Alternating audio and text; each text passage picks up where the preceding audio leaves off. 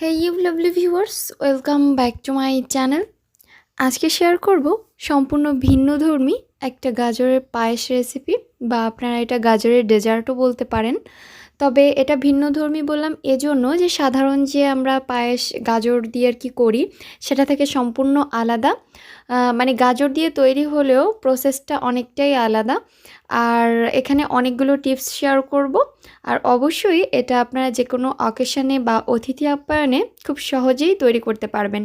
উপকরণও খুবই কম, সময়ও খুব কম লাগে, আর খুব মজার এই ডেজার্টটা। তো চলুন আমরা গাজর দিয়ে সুন্দর একটা ডেজার্ট করে নিই। তো প্রথমে এর জন্য আমি এখানে কিছুটা চিনি গুঁড়া চাল নিয়েছি। এটা হচ্ছে 1/4 কাপের মতো। আমি আধা ঘন্টা আগে ভিজিয়ে রেখেছিলাম, ধুয়ে পরিষ্কার করে নিয়েছি। আর এখানে নিয়েছি প্রায় 2 কাপ গাজর কোড়া আর কি, গাজর কুচি করে গ্রেট করে নিয়েছি আর কি। তো এগুলোকে আমি এখন চালটাকে হচ্ছে ব্লেন্ড করে নিয়ে আসছি প্রায় 95%-এর মতো। আর গাজরটাকে আমি একটু সিদ্ধ করতে দিয়ে আসছি, সেটা হচ্ছে আপনার কি বলে 90%-এর মতো আর কি সিদ্ধ হবে। আর এখানে আমি 1 লিটার দুধ নিয়ে নিয়েছি, আর এখানে প্যান বসিয়ে দিয়ে সেই দুধটা আমি প্যানের মধ্যে ঢেলে দিয়েছি। আর এখন একটু অনবরত নেড়ে দুধটা ফুটে ওঠা পর্যন্ত অপেক্ষা করব। তলা ঘষে ঘষে নেওয়াতে হবে। আর এখনই বলে নিচ্ছি, যারা এখনও আমার চ্যানেলটিকে সাবস্ক্রাইব করেননি প্লিজ সাবস্ক্রাইব করবেন, আর যারা করেছেন তাদেরকে অসংখ্য অসংখ্য ধন্যবাদ। তো এ পর্যায়ে আমি এখানে 2 টুকরো দারুচিনি, 3টে এলাচ এগুলো দিয়ে দিচ্ছি সুঘ্রাণের জন্য। তো এরপরে আমি এই দুধটাকে তলা ঘষে ঘষে নাড়তে হবে, নাহলে কিন্তু তলাতে লেগে যেতে পারে। আর অবশ্যই আমার ভিডিওর ডেসক্রিপশন বক্সটা আপনারা সবসময় ফলো করবেন, কারণ ওখানে আমি আমার ভিডিওতে স্কিপ হওয়ার সব কথা লিখে রাখি। আর আমার ফেসবুক গ্রুপ আর পেজের লিঙ্ক দিয়ে রাখি, চাইলে জয়েন হয়ে নিতে পারেন। তো এ পর্যায়ে দুধটা ফুটে উঠেছে, আর এখন সেই যে চিনি গুঁড়া চালের যে একটা পেস্ট রেখেছিলাম ওটা এখন এই দুধের মধ্যে দিয়ে দিচ্ছি। আর এরপরে অনবরত নেড়ে নিতে হবে খুব তাড়াতাড়ি করে, কারণ না হলে তো আপনার যে চালের আর কি পেস্টটা ওটা কিন্তু দলা পেকে যেতে পারে। তো এজন্য খুব তাড়াহুড়া করে আর কি নাড়াচাড়া করতে হবে, তলা ঘষে ঘষে নাড়তে হবে, নাহলে কিন্তু তলাতে লেগে যেতে পারে। আর ওদিকে আমি অন্য একটা চুলাতে গাজরটাকে সিদ্ধ করতে বসিয়েছি, এজন্য যে আপনার এই পায়েসের মধ্যে যখন গাজরটা দিবেন তখন যাতে অল্প সময়েই গাজরটা রান্না হয়ে যায়, পায়েসটা যাতে আমরা তাড়াতাড়ি রান্না শেষ করতে পারি।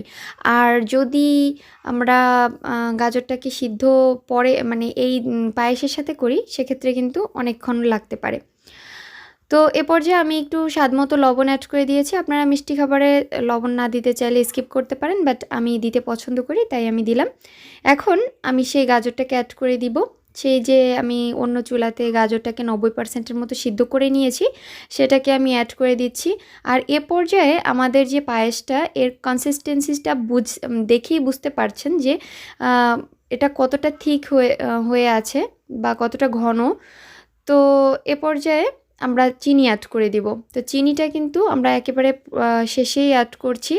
এটা অবশ্যই এই টিপসটা ফলো করবেন। সব কিছু ইনগ্রিডিয়েন্টসগুলো অ্যাড করার পরে আমরা এখানে চিনিটা অ্যাড করছি।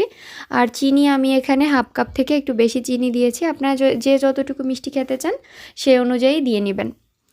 তো এরপরে আবারও তলা ঘষে ঘষে নাড়তে হবে। আর এক পর্যায়ে কিন্তু আপনার যে পায়েসটা এটার যে থিকনেসটা এটা কিন্তু অনেকটাই গাঢ় হয়ে যাবে, মানে ঘন হয়ে যাবে। তো এ পর্যায়ে দেখিয়ে বুঝতে পারছেন যে এটা কতটা ফুটছে।